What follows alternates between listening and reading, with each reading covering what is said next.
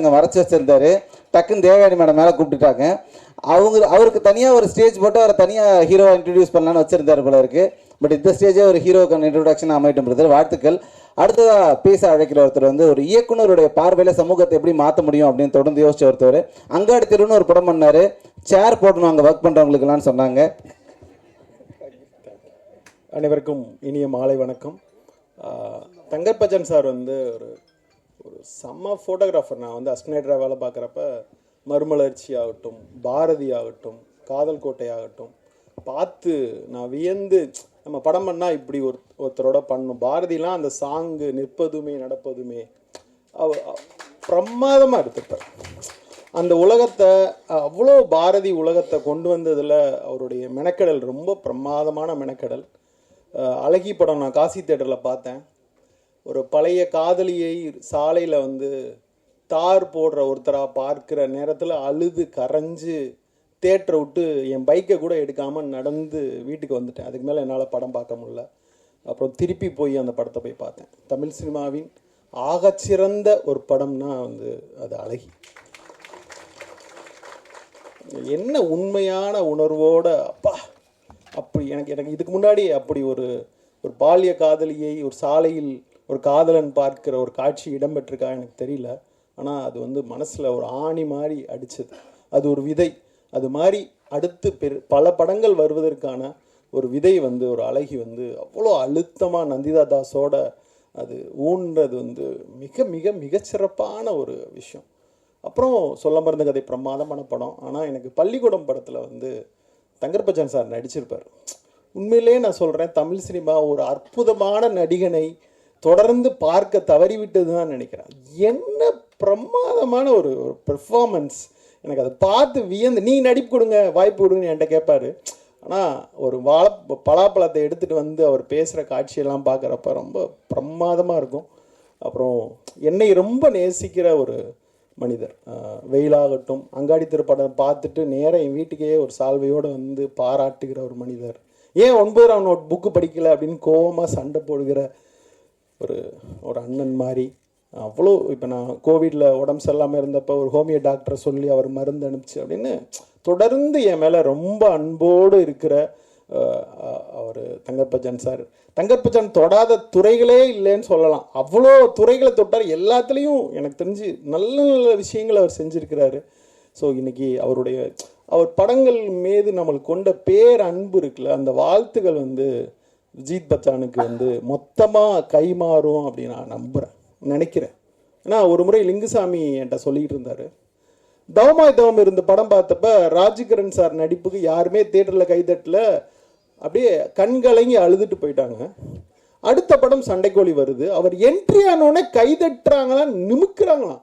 அப்போ ராஜ்கிரண் சார் லிங்குசாமி உட்காந்து பேசுகிறப்ப, சார் தவமாய் தவம் நடிச்சுக்கு தான் சார் இவங்களாம் கைதட்டுறாங்க அப்படின்னு அந்த வாழ்த்துக்கள் எப்படி இன்னொரு படத்துக்கு கைமாறும் அப்படின்னு சொல்லுவாங்க இல்லையா, அது மாதிரி தங்கர்பச்சான் சார் இவ்வளோ அற்புதமான படங்களுடைய வாழ்த்துக்கள் அவருடைய பையன் ஒரு படமாக நடிக்கிறப்ப அது மொத்தமாக கைமாறும் நான் நம்புகிறேன். அப்படி வாழ்த்துறேன். இந்த விஷுவல்ஸ்லாம் பார்க்குறப்ப கேமரா ஒர்க்கு ரொம்ப நல்லா இருந்துச்சு. டயலாக்ஸ் உண்மையிலேயே பிரமாதமாக எழுதியிருந்தார் நண்பர் முருகேஷ் பாபு அவர்கள். ரொம்ப பிரமாதமாக இருந்துச்சு. எண்டு வசனம் ரொம்ப சிறப்பாக இருந்துச்சு.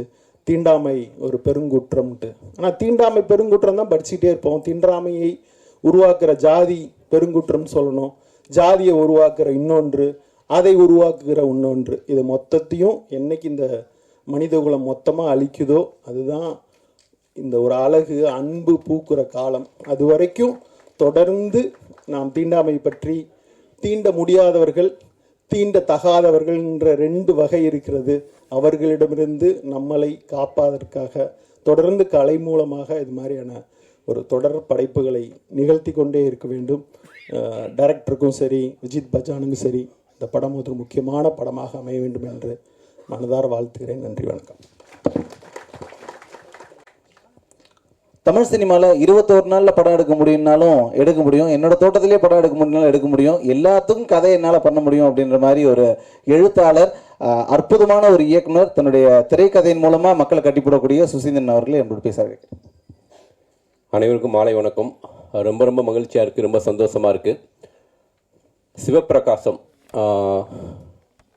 முதல் திரைப்படம் அவருக்கு, என்னுடைய நண்பர். இந்த திரைப்படம் வந்து சில திரைப்படங்கள் வெற்றி அடையும் போது வியாபார ரீதியாக சினிமா நல்லாயிருக்கும். ஒரு படைப்பாளனாக சிவப்பிரகாசம் மாதிரியான இயக்குநர்கள் தமிழ் சினிமாவில் வெற்றி அடையும் போது தமிழ் சினிமாவுக்கே ஒரு பெரிய அங்கீகாரம் கிடைக்கும் நான் நம்புகிறேன். நான் மகனில் பாண்டியநாடு திரைப்படங்கள் நான் ரிவெஞ்ச் ஸ்டோரி பண்ணியிருந்தாலும் இந்த படத்துடைய ரிவெஞ்ச் ஸ்டோரி கிளைமேக்ஸ் வந்து என்னை வந்து ஒரு மாதிரி ஷேக் ஆக்கிருச்சு. ஏன்னா அந்த படத்துடைய கிளைமேக்ஸ் வந்து இதுவரையும் நான் அப்படி ஒரு கிளைமேக்ஸை பார்த்ததே கிடையாது, அப்படி ஒரு கண்டென்ட்டை நான் பார்த்ததே கிடையாது. நிச்சயமாக இந்த திரைப்படத்துடைய கிளைமேக்ஸ் மிகப்பெரிய அளவுக்கு சோசியல் மீடியாவில் பேசப்படும், மிகப்பெரிய அளவுக்கு ஒரு வெற்றிக்கு அந்த கிளைமேக்ஸ் ஒரு காரணமாக இருக்கும் நான் ரொம்ப பிலீவ் பண்ணுறேன். என்னுடைய நண்பர் சிவபிரகாசத்துக்கு என்னுடைய வாழ்த்துக்களை முதல்ல தெரிவிச்சுக்கிறேன். இளையராஜா சார் அவரோட அழகு சாமி குதிரையை ஒர்க் பண்ணியிருக்கேன். அவரை பற்றி இந்த படத்துக்கு வந்து இந்த போஸ்டர் டிசைன் பண்ண அந்த தம்பிக்கு வாழ்த்துக்கள். இந்த படத்தில் வரக்கூடிய அந்த நெருப்பு ஒரு இடத்துல வரும், அந்த இடத்துக்கு ஒரு கிளைமேக்ஸில் ஒரு அந்த பர்டிகுலர் அந்த ப்ரீ கிளைமேக்ஸில் ஒரு ரீரெக்கார்டிங் பண்ணியிருப்பார். அமேசிங்கான ரீரெக்கார்டிங், அந்த இடத்தவே வந்து என்ஹான்ஸ் பண்ணி கொண்டு போச்சு. ஸோ அப்படியான ஒரு ரீரெக்கார்டிங் அந்த படம், அது வந்து ராஜா சாரால் மட்டும்தான் முடியும். மிகப்பெரிய ஒரு உயிரோட்டமாக ஒரு எமோஷனலான ஒரு கண்டென்ட்டாக இருந்துச்சு. ஸோ இளையராஜா சார் வந்து இந்த படத்துக்கு மிகப்பெரிய பலம். டிஓபி தினேஷ், நான் அசிஸ்டன்ட் ரைட்டராக இருக்கும்போது அவரும் அசிஸ்டன்ட் கேமராமேனாக வாழ்க்கையை ஸ்டார்ட் பண்ணோம். ஸோ தினேஷ் இந்த படத்தில் வந்து ஒரு கேரளாவில் ஒரு லவ் எபிசோடு வரும், ஃப்ளாஷ்பேக் போர்ஷன்ஸ் அமேசிங்காக இருக்கும் அதோடைய லவ் போர்ஷன்ஸ்.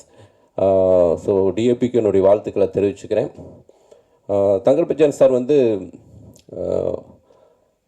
நான் அவர் டைரக்டராக இருக்கும்போது, அவர் குட்டி பையனாக இருக்கும்போது அவருடைய சின்ன வயசில் ஒரு ஆக்டிவிட்டீஸ் எல்லாம் வீடியோ எடுத்து அவர் நிறையா சேகரித்து வச்சுட்டு இருந்தார் அப்படின்னு நான் படித்தேன்.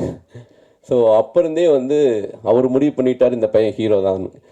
ஸோ அவருடைய கனவு இந்த இடத்துல நிறைவேறி இருக்குது.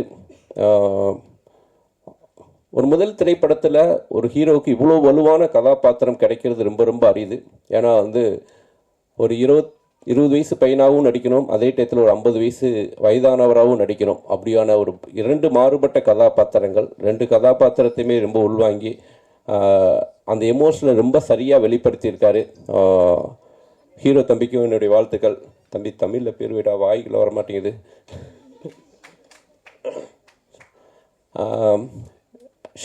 ஷாலி இந்த படம் பார்த்து முடிச்சோடனே நான் வந்து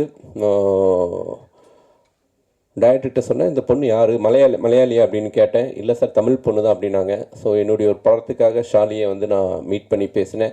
இப்போ இந்த படத்தில் இன்னொரு கேரக்டர் பண்ணேன். என்னுடைய 2K லவ் ஸ்டோரி திரைப்படத்தில் வந்து இங்கே அவங்க ஹரிதாக்கானா, ஓகே, ஹரிதா வந்து என்னுடைய திரைப்படத்தில் நடிக்க வச்சேன்.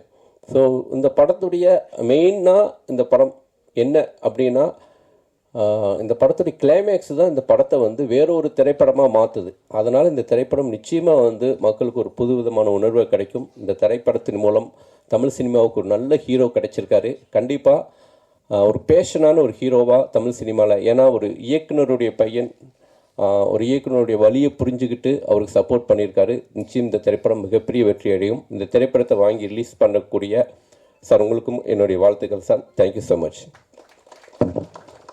இளமை துள்ளும் சுவாரஸ்யமும் குறையாமல் தன்னுடைய திரைப்படங்களை கதை சொல்லக்கூடிய இயக்குனர் கண்ணன் அவர்கள் இதை போட்டு பேசுவார். மதிப்புக்கு மரியாதைக்குரிய ஊடக நண்பர்கள் அனைவருக்கும், அண்ணன் சீமான் அவர்களுக்கும், நண்பர் கருப்பழனியப்பன் மற்றும் மேடையில் அமர்ந்திருக்கும் அனைவருக்கும் என்னுடைய வாழ்த்துக்கள். விஜித் பச்சான் ரொம்ப நல்லா பண்ணியிருக்காங்க. ட்ரெய்லர் சாங்ஸ் பார்த்தேன், ஒரு உள்வாங்கி ஒரு அழகி நம்ம படம் பார்க்கும்போது எப்படி இருந்ததோ அந்த மாதிரி ஒரு நேட்டிவிட்டியாக ஒரு மண் சார்ந்த படமாக இந்த படம் இருக்குது. நிச்சயமாக அனைத்து தரப்பு மக்களும் இந்த படம் போய் சேரும். முக்கியமாக இந்த திரைப்படத்தை தயாரித்த திருமதி காமாட்சி ஜெயகிருஷ்ணன் அவர்களுக்கு நான் ரொம்ப நன்றி சொல்ல கடமைப்பட்டிருக்கிறேன். ஜெயகிருஷ்ணன் சார் வந்து மிக அற்புதமான ஒரு சினிமாவை நேசிக்கக்கூடிய ஒரு தயாரிப்பாளர். அவர் நினச்சிருந்தா இந்த படத்தை வாங்கின அந்த காசுக்கு ஒரு குட் பேட் ஆக்லி ஒரு செங்கல்பட்டு ஏரியா வாங்கி 4 நாள் அந்த படத்தை எடுத்துக்க முடியும். ஆனால் ஒரு சினிமாவை நேசிக்கிற ஒருத்தர் மட்டும்தான் நல்ல கதையை, ஏன்னா ஒரு படம் எடுக்கிறது அது எடுத்துடலாம், ரொம்ப ரொம்ப ஈஸியாக எடுத்துடலாம். ஆனால் அந்த திரைப்படத்தை தேட்டருக்கு கொண்டாடுற மாதிரி ஒரு கடினம் ரொம்ப ரொம்ப அது வார்த்தையில் சொல்ல முடியாது. இன்னைக்கு எடுத்துக்கிட்டு இருக்க ஒரு தயாரிப்பாளர்களுக்கு அந்த ஒரு கஷ்டம் தெரியும். அவ்வளோ ஒரு சிரமமான ஒரு கட்டம். அன்னைக்கு இந்த திரைப்படம் தேட்டருக்கு வருதுன்னா அதுக்கு முழுக்க ஜெயகிருஷ்ணன் சாரு, அவங்க மனைவி காமாட்சி மேடம் தான். அவங்களுக்கு நாங்கள் ரொம்ப நன்றி சொல்கிறோம். அவங்க நல்ல திரைப்படங்களை தேடி கண்டுபிடிச்சி வாங்கி ரிலீஸ் பண்ணுறாங்க. சார், இந்த படம் உங்களுக்கு பெரிய லாபத்தை தரணும், நிறைய படங்கள் நீங்கள் எடுக்கணும். வந்திருக்கும் அனைவருக்கும் இந்த படம் மிகப்பெரிய வெற்றி அடையணும். வாழ்த்துக்கள். நன்றி.